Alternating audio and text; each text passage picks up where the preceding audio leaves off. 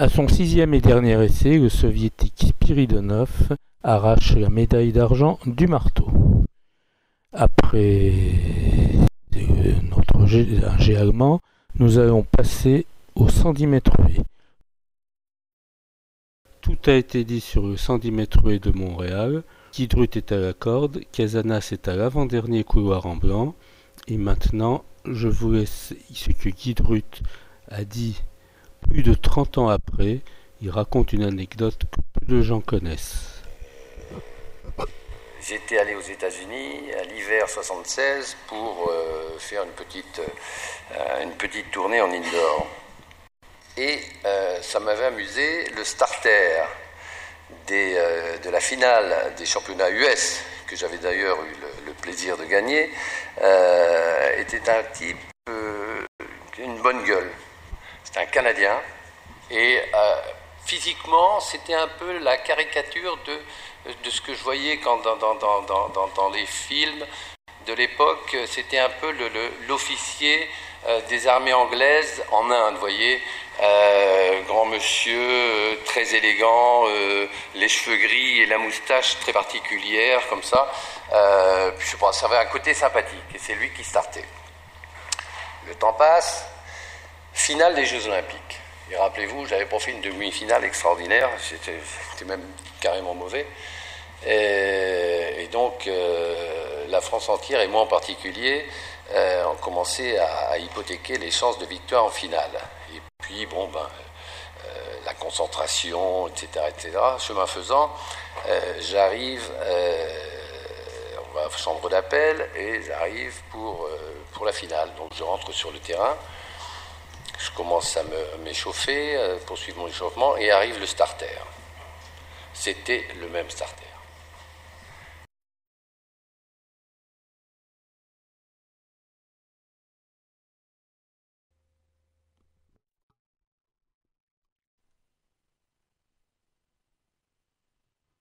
On reprend la main pour la finale du 200 mètres.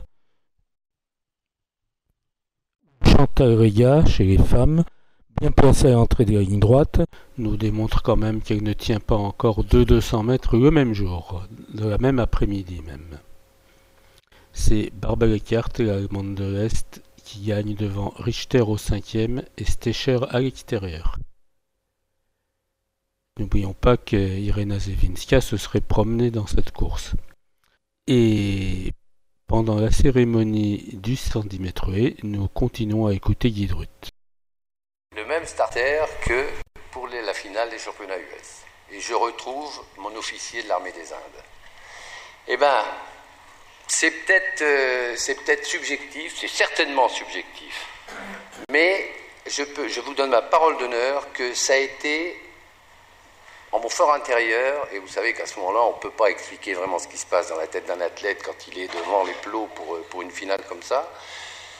Je me suis dit, ça c'est un bon signe.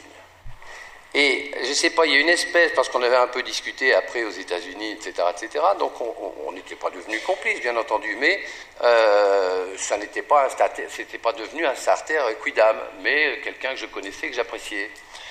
Et à vos marques près, et je ne sais pas, c'est certainement qu'une impression, mais j'ai l'impression que c'est le fait que je parte qui a provoqué le coup de pistolet, c'est le coup de pistolet qui a provoqué... Mais c'est certainement le meilleur départ que j'ai pris de ma vie. Et c'est la raison pour laquelle j'ai gagné, parce que y a le Cubain qui revenait pas mal, mais pas suffisamment, parce que le champion olympique c'était sur 110 et non pas sur 112. Au saut en torse féminin, Rosemarie Ackermann est la seule à réussir 1m93 à son deuxième essai. Et maintenant, nous allons passer redoutable 3000 m steeple, dramatique 3000 m steeple, vous allez voir.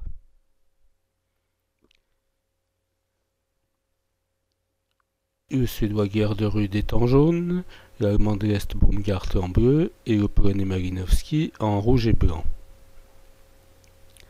Gerderud va battre le record du monde, mais vous allez voir ce qui va arriver à Baumgart, actuellement en deuxième position. Gerderud est maintenant en tête, il mène la course. Baumgart est dans sa foulée, et il va même l'attaquer à l'entrée de la ligne droite. Et soudain, voici la barrière, catastrophe. Baumgart terminera finalement troisième.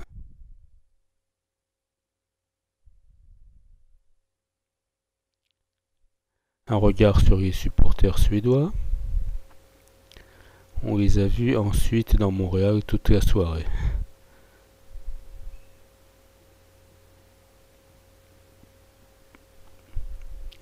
Et puis regardons maintenant le dernier essai d'Ackermann à 1,97 m contre son record du monde.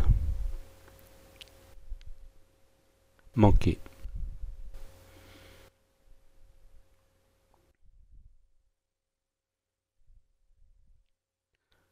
On range les barrières de ce type.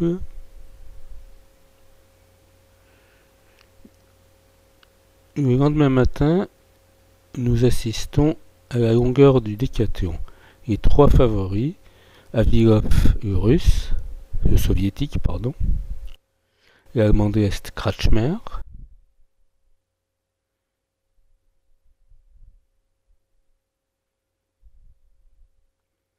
et l'américain Bruce Jenner.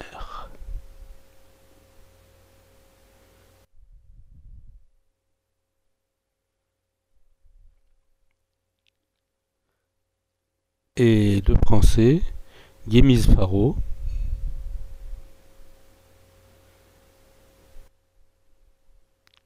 et Philippe Bobin.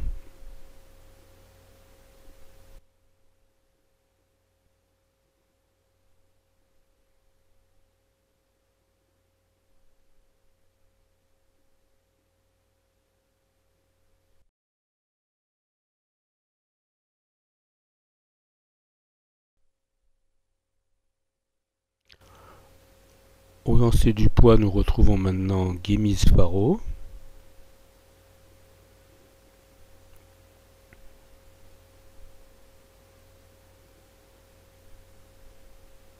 Et Philippe Bobin.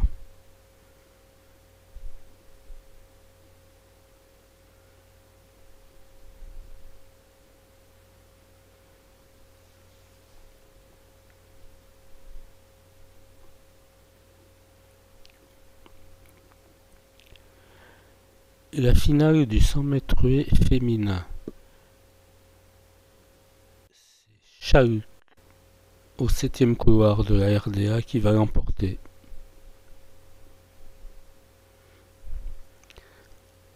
Nous passons ensuite à la finale du saut en longueur.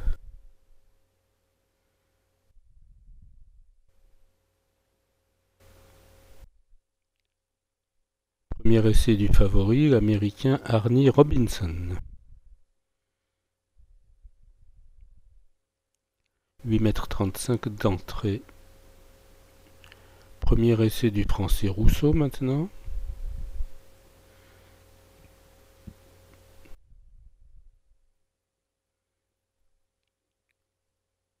,8 m. Et maintenant, premier essai de l'américain Randy Williams, qui était vainqueur 4 ans plus tôt à Munich.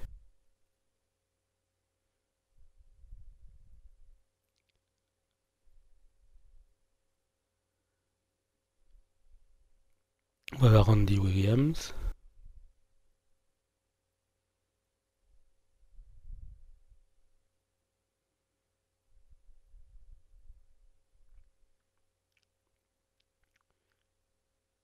,11 m, il sera deuxième. Au disque féminin, premier essai d'Evin Schlaft de la RDA. Elle remportera le concours.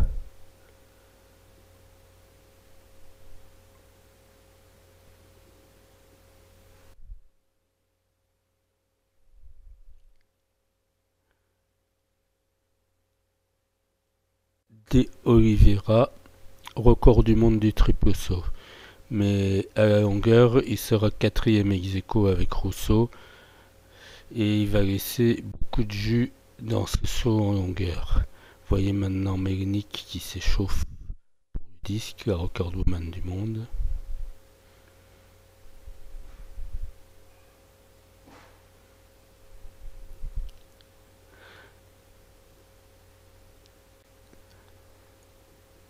L'essai qu'elle réalise lui permettra de terminer deuxième, mais cet essai va être annulé suite à une réclamation des autres concurrentes pour avoir dépassé la minute, et en fin de compte elle ne terminera que quatrième.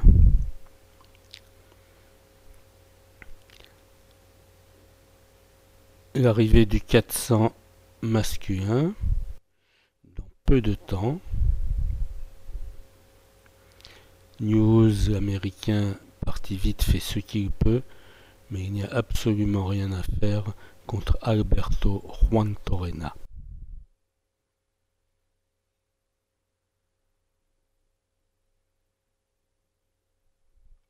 El Caballo.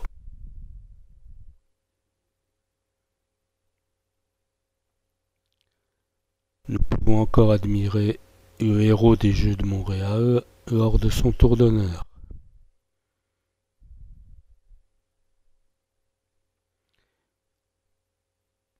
Puis la finale du 400 mètres féminin, remportée par la plus grande dame de l'histoire de l'athlétisme, Irena Zevinska, qui a accumulé des médailles de tous les métaux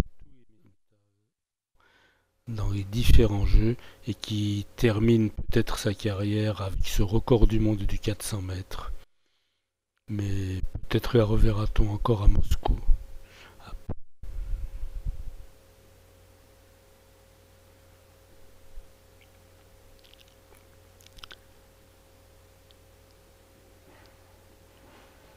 Dans cette série de 1500 remportée aisément par John Walker, Francis Gonzalez réalise un très bon temps qui lui permettra d'aller en finale.